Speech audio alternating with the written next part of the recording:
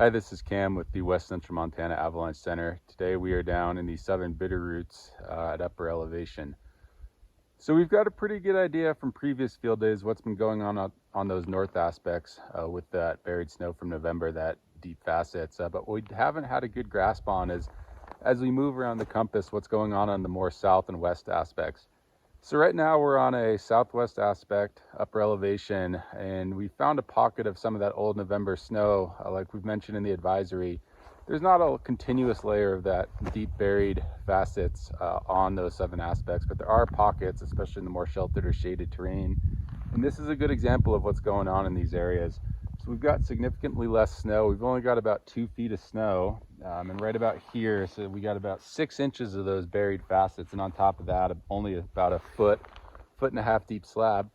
But we've had a lot of collapsing on it as we've traveled around, and one of the troubles we've had today is actually being able to isolate that in snow pit tests, because as we approach most of these areas, we've initiated a collapse and affected that weak layer before we've had the chance to dig down and check it out.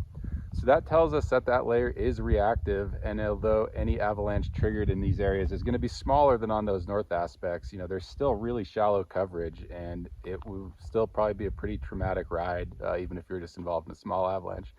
So with that, just be suspect of any areas you think are harboring that buried snow from November, and with that, ski and ride safe.